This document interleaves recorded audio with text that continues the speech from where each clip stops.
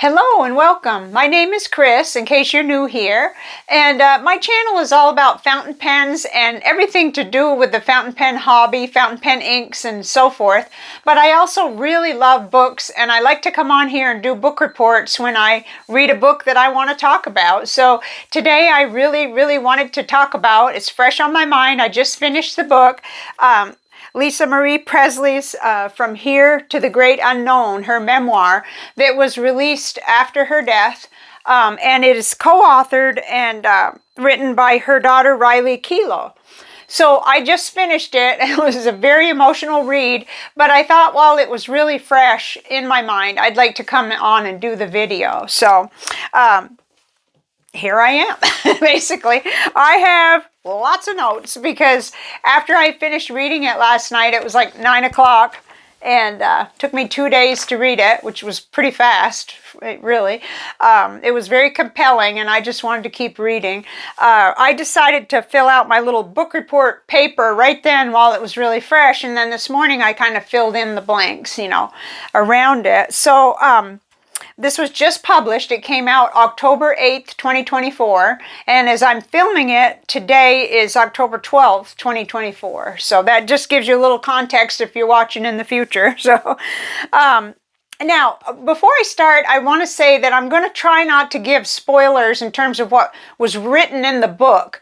Anything I talk about, I think is going to be specific stuff that I already knew, but I think because I know the family so well from reading about Elvis and everything, I could do spoilers without even meaning to. So if you really want to read the book with a fresh mind, you might want to watch my review or report after, unless it doesn't bother you to get spoilers. I'm going to try, though, to just talk about, main points as I saw them, and then my likes and dislikes, and whether or not I'm going to keep it, everything I usually do in a book report.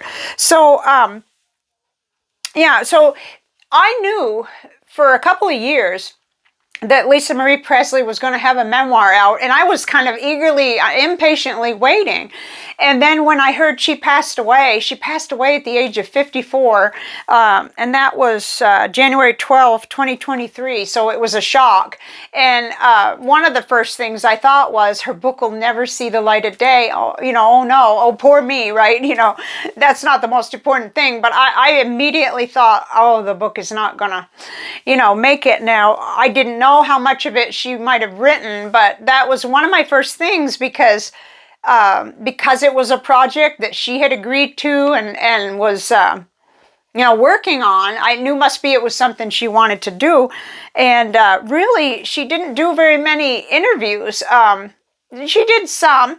I mean, there was an Oprah interview and a Diane Sawyer interview and some interviews over the years, but nothing like what you might hope for, if you were an Elvis fan and were trying to follow her life at all. So anyway, I was really looking forward to this one. And where I heard more about it and kind of kept up with when it was going to come out was through a YouTube channel called Elvis Lass on YouTube. I really like her. She does a lot of Elvis videos and reviews on movies and documentaries and music and pieces that come out, and she's charming. I really like her a lot. So okay, I've got notes everywhere, but I've kind of got arrows because the things do fit in a certain place. So I'll try to be coherent here, but I have no promises. Okay, so I obtained my copy on Amazon, and through a series of weird events, I hadn't gotten my mom anything for her birthday yet because she was in a rehab for broken arm at the time and she just couldn't have anything really more to deal with at that point. So I said, well, Mom, what about I get you the memoir when it comes out? Because by then I knew it was projected for October. So I ordered hers from Bear Pond Books in Montpelier, Vermont, and they sent it out real quick. She got it in a day. So she's read like just a little bit of it. And I'm glad because I'm going to be able to on Sunday give her, unless she motors through it the way I did, and I don't think she will. She doesn't do that to her. She reads slower. There are some trigger warnings, so that's going to come up here as my first point. But first, I did want to say that I always talk about, well, why I wanted to read the book, what my goal was to read it, just give you a little context on each book now that I review.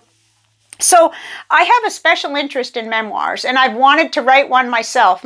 Initially, my first idea was I wanted to do a caregiving memoir because I did so much caregiving within the family, and then I also did some as a paid caregiver here locally where I live, out on the town, so to speak. And then the other thing, which is probably even stronger, is that I've read about Elvis for at least the last 24 years.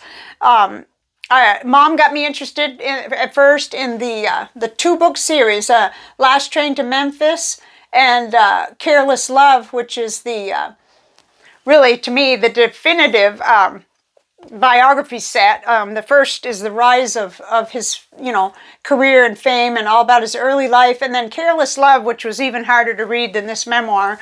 So, because it was draining, very draining emotionally. But anyway, so I have that ongoing interest. I read a lot of Elvis books, a lot of memoirs written by people that knew him, and sometimes you read them and you're wondering, okay, well, everybody says something differently. But I was truly, really looking forward to Lisa Marie's because she is known for being very outspoken.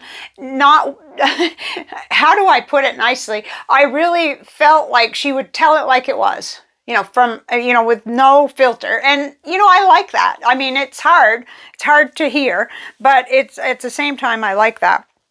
Okay, and then the third thing is, I really, I like to read about addiction. I like to understand, I like to kind of read what people's experiences are, and often they're very tragic, but I like to get insight that way, and memoirs are really great for that, especially, when they survive that length of time to be able to even write or start to write a book. So, yeah, and like I said, Lisa Marie's life seemed very private and almost closed off to us, so knowing there was a book coming, I was really interested to read it. Okay, so the next part of this review is just the 5 main points as I jotted them down that that struck me or stood out as I was reading and when I finished reading. So the first one is the trigger warnings, and that'll help you too, maybe if you're trying to decide whether to read it or get it at the library or buy it or whatever. The list of trigger warnings, I may not even be, complete enough here, but definitely for drugs, for sexual abuse, for suicide. There's definitely language in the book, it wouldn't really be her authentic voice if there wasn't. And then there's grief. There's lots, it's heavy with grief. There's a child losing a parent and then parent losing a child. So there's a lot in this book that might be a reason that you didn't want to read it. And in fact, I discussed this with Mom before. I said, I'm sure it's going to be a heavy book, but oh my goodness, Mom even was able to digest Careless Love better than I could. I had to take it back to the library several times. I now own a copy, but I couldn't read it like all the way through.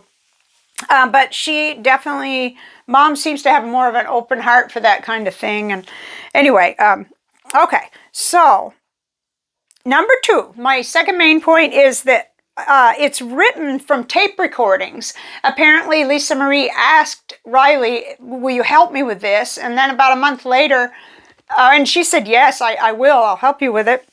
A month later, Lisa Marie died. So there were all these tapes that Riley had to extract the information from and actually try to keep it right in her voice. So, and then alternating in the book it's Lisa Marie and then it's Riley. Her, her additions or her viewpoints and anything that was missing, like big glops of time where there wasn't information there, she filled in, and I didn't know whether I was going to like that, but it was a very, very effective way to write this book, and I really think that they did a great job. Point number 3, and this could be sort of a spoiler, but not entirely, I don't think. We learned that Lisa's 4 children really were her passion, and so that surprised me, and we'll get to that because I was Okay, that's the next one. Number 4, there was not much about her music in the book. So that's one of my main points that I realized and kind of drew out. And then we'll talk some more about that down in the like and didn't like. But number 5, I jotted down the last part of the book, right before Lisa Marie's death, has a very redeeming and spiritual tone. I felt like it was sad, but and again, if I'm trying not to do spoilers, I just felt like she knew.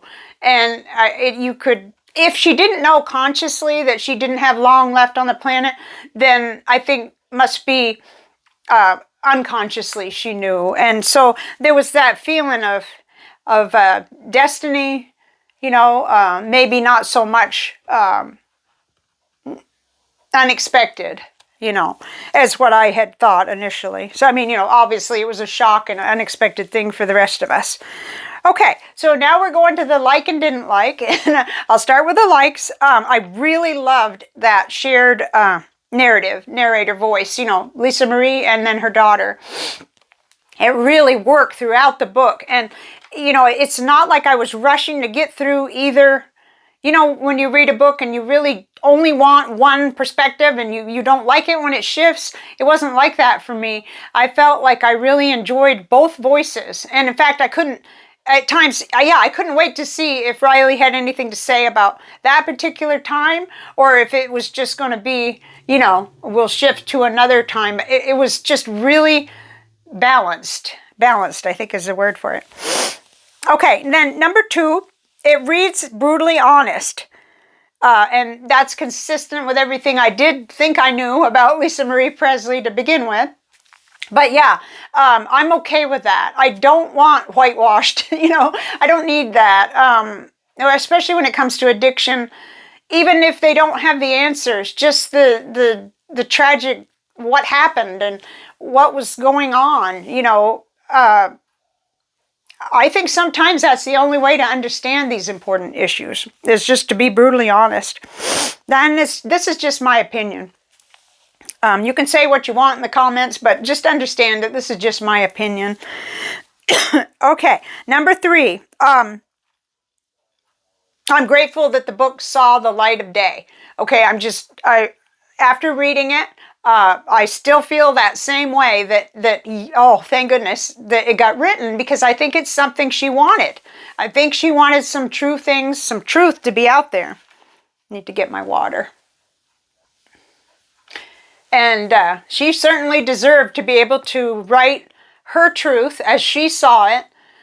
She's had a heck of a life. She was 9 years old when her father, Elvis Presley, died. And how traumatic. That's trauma at a very young age, So if nothing else but that, she deserved to have her chance to write her story. And so I'm very grateful that it came out. Number 4. Oh, this is interesting. I don't know if this is, but I wrote down, this is what I wrote, probably late last night. It inspired me to read my rough draft from 2016. So I had been kind of not wanting to crack that notebook open. It's actually a 3-ring binder, because I felt that what I'd written was so bad. Well, I thought, who cares? I mean, it's my story, and I haven't done anything with it, but I'm not going to do anything with it unless I crack it open. So I did, and I started reading. And it's not terrible. The problem is it's sprawling and maybe disorganized, and there's cures for that, right? I mean, so even though I cried when I read some of my stuff, because caregiving was, a challenging thing. Anyway, just the price of the book was worth me being willing to go ahead and take a look at my rough draft. So, okay. Number 5, there was some healing points between Lisa Marie and Priscilla. And then when we get on the other side, you'll understand what I'm talking about. But I wasn't sure. I wasn't sure whether we were going to find out I mean, you certainly saw them in pictures together, and I had a curiosity about their relationship, and I wondered. None of my business, I get that, but it's just something I couldn't help but wonder. Mother and daughter relationships can be tough, and I wondered. But as I was reading, and I don't want to spoil that section for you, so I'm not going to go into detail, I kind of felt like a little lighter and like, okay, there was some healing there. Okay, so then on the other side, things I didn't like. Okay, I could do without the language, but I did write down it would not have been her authentic voice if not for all the F-bombs. So, okay, just be aware that's in there, okay? And, it's not that it bothers me. I just don't want to turn around and use that language myself, so which would not be that hard to do. Okay, number 2. The first half of the book was uncomfortably brutal in terms of the mother-daughter relationship. And it surprised me, and there were some shockers, so I'm not going to spoil those either. But, yeah, it was uncomfortable. And not that I have been a raving Priscilla fan, but I just have followed, and I've read everybody's books, Priscilla's and Linda's and Ginger's and just about everybody's memoirs on, their take or their, excuse me, what their memories with Elvis and everything, just because I'm a fan, and that's what I did. Okay, so number 3, what I didn't like. It was painfully emotional to read, okay? But that didn't stop me. So interestingly, I read in maybe a total of 3 long reading sessions, and I just couldn't put it down. So I even though it was so emotional, it didn't stop me. So, and then I didn't come up with 5, I came up with 4. Oh, okay, so number 4 is, would have liked more about her music, but understand it wasn't really her main identity. Yeah, so there was a time when I did study her music. I went and I listened to a lot of it. There were a couple of her songs that I liked. Lights Out I liked, and there was a couple others. But for the most part, Lisa Marie's music is not my cup of tea. It's just that I was glad she had a chance. She did 3 albums and did quite a bit with her music at different times. And I'm not knowledgeable about exactly when that was or how that fit in to the story, but there was not very much at all about that. And I think maybe the book may explain that, so I'll let you read it. But yeah, I think it was a tough thing to stand in that shadow. That's all I'm going to say on that. But she, there's something I want to say, but I don't want to give it away. It is in the book, and I promise not to, yeah. So there were things that made it tough for her to sing to an audience. Let's put it that way, and you'll see when you read the book. Okay, so the next question I always ask myself is, am I going to keep this book, and if so, why or why not? And this morning when I came to finish filling this out, I put no. For a while, yes, I may want to copy quotes and discuss with Mom. Too stressful to read twice. That's what I wrote down, so I'm just giving it to you. And that's, that's today. That's, the morning after finishing a tough read, but, an emotional read. And then the next question is, who would like this book? And I've jotted down Elvis fans who are also interested in Lisa Marie, people who love memoir. If you love to read a memoir, this is a really interesting one. Having, the mother and then the daughter and the mother and then the daughter. It appears to me that they had a good relationship. And I think Riley is very, she comes across as very mature, let's put it that way. So, yeah, people who love memoir, it's a truly unique written memoir by the daughter and granddaughter of Elvis Presley. So, you can't really lose. Okay, and then I jotted some things around the edges here. This was an important point. It was all the way up at the top. I read in a People magazine article, and I'm just going to read you the quote. They said, the audiobook features never before heard selections from Lisa Marie's tape recordings. Now, I take that to mean that if you purchase the audiobook, you're going to get more content than in the book, which it's like, oh, okay. And I did watch one review on this book where the person thought their book had been censored because the book is different than the audio. And I'm kind of wondering if part of that is because of that. The perception that, well, if the audiobook had more, then the book was, chopped or whatever, didn't include it. So that, for some people, that could be a con or a don't like, but I haven't listened to the audio book, and I don't plan to, because I've got to go and read some like Little House on the Prairie now or something a little more calming and less stressful. Okay, but I thought you might want to know that, because maybe you'll want to listen to it on Audible instead of getting the book. If you the back cover is really cool. The back cover is actually a picture of Lisa Marie and Riley, so I thought that was cool. That's nice. And then, of course, the cover here. And there are some pictures in the book. Not very many. They're black and white. But let me see if I can find one. There's, like I said, there's only a handful. But it does add to it. I would have liked, maybe that could be my fifth dislike. I would have liked a little color photo section in the middle. Man, that would have gone a long way, because I like that kind of thing. I'm a sucker for that. But, like there's a picture of her as a teen, and a few pictures, which you could tell I'm having a struggle finding them. There's one with her future husband there. There you have it. I'm certainly not trying to cover the whole book, because I tried really hard not to do a whole bunch of spoiling it for you in case you want to read it. But that's it. That is it. Audio book alternating. I'm just looking at these weird. Yeah, I knew, in fact, I had read some other article way back that said that she'd already been advanced $500,000 to do the book. And I remember thinking, because this is kind of the way my mind thinks, I thought, oh no, the estate will have to refund the money, right, to the book publisher, So then I thought, well, maybe the book will come out, who knows? It's all speculation in my mind or whatever. But it's very tragic that she died, at 54. At least that's my human perspective. That's probably not the spiritual perspective whatsoever, but that's my perspective. She had, had sustained her terrible loss of her son, and still had 3 grown daughters, well, almost grown daughters, 1 grown and 2 teenagers at the time, and a new grandbaby that had just been born, and, anyway. I think that's all, because now I'll just ramble, and then I really do risk spoiling the whole thing for you. But thank you for watching, and let me know, have you read the book, or do you like reading memoirs? What is your favorite type of biography or memoir, or books about other people? Because I find that I really enjoy a good memoir, even more than a biography.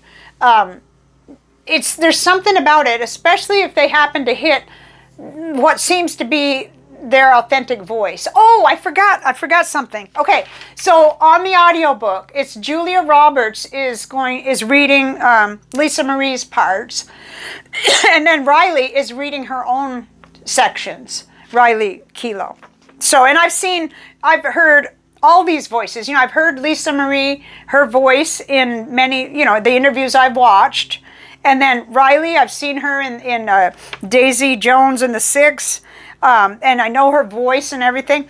And then same with Julia Roberts, because of watching her movies. So, it's kind of nice when we're familiar with voices to, and I haven't heard an excerpt even with Julia Roberts reading the book, but I think that was probably a very, very good choice, because all the reviews are saying she did a great job on that. So, okay, that's my review, my book report, whatnot, and I'll see you on the next video. For my pen people, it's going to be the progress report on how my fountain pens are all doing, and my mid-month progress report is coming up soon. I've got a lot to share with you, and even a new prototype pen that I've been testing out from a viewer who sent it to me. So I'll see you soon with that, and we'll meet in the comments and talk about this book.